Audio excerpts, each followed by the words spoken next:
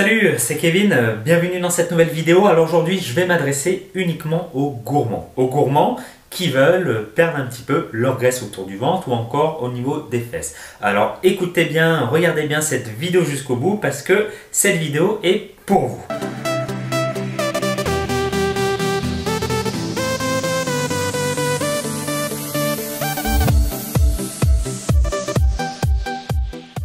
Alors oui, vous me dites pourquoi je fais une vidéo sur les gourmands. Tout simplement parce que je reçois énormément de messages de personnes qui me disent « Mais Kevin, j'aimerais perdre de la graisse au niveau de mon ventre par exemple, mais je n'arrive pas à contrôler mes pulsions, je n'arrive pas à manger moins sucré. Je suis trop gourmand et je pense que je n'arriverai jamais à perdre mon gras. »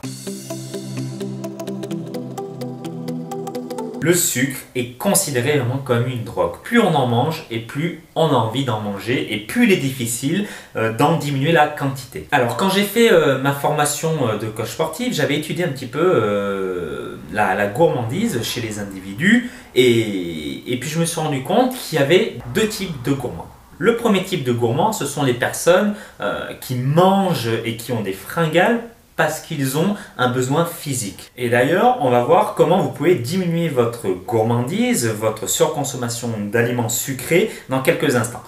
Mais avant ça, parlons du deuxième profil. Le deuxième profil, ce sont les gourmands émotionnels.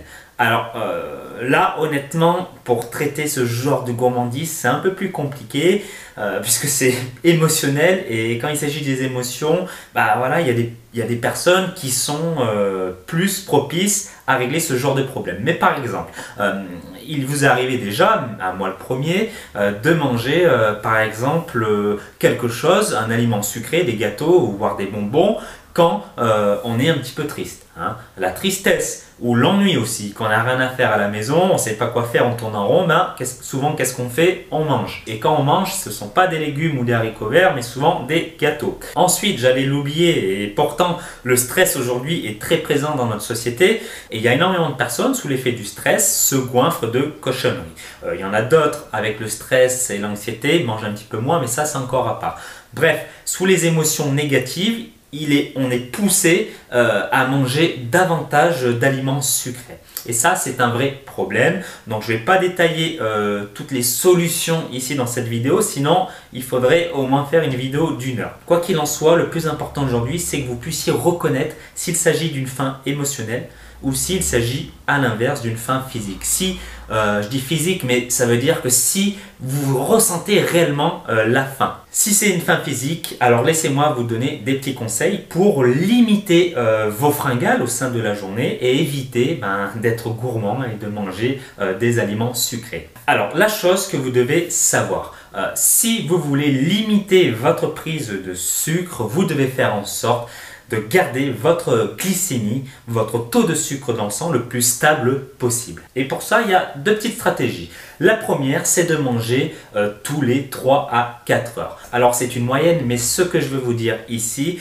c'est d'éviter par exemple de manger à midi et ensuite le prochain repas à 8 heures. Ça fait qu'il y a un trou de 8 heures entre midi et 8 heures du soir. Et c'est trop. C'est trop, pourquoi? Parce que quand vous allez arriver le soir à la maison, vous allez vous goinfrer, vous allez vous casser le ventre, vous allez faire une surconsommation alimentaire. Et si votre objectif est de perdre de la graisse au niveau du ventre ou encore des hanches ou des fesses, honnêtement, ça risque d'être compliqué pour vous. Ensuite, mon deuxième conseil, la deuxième stratégie à appliquer, et puis c'est aussi d'un point de vue santé, c'est très important, c'est d'éviter de manger à longueur de temps des aliments à index glycémique élevé. Mais sachez que manger des aliments riches en glucides peuvent vous conduire au diabète, en plus de vous faire stocker de la graisse et de vous provoquer des fringales et des envies irrésistibles de manger des aliments sucrés. Donc ce que vous devez retenir dans cette vidéo, c'est de manger tous les 3 à 4 heures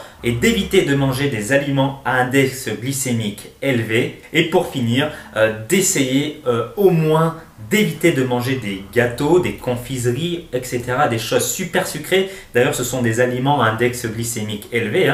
Et d'éviter pendant une semaine comme si vous voulez vous purger en quelque sorte, et vous verrez, après une semaine, vous vous sentirez bien mieux. Voilà, on arrive à la fin de cette vidéo. Si vous avez aimé, vous pouvez mettre un petit pouce bleu en dessous de la vidéo, ça fait toujours plaisir.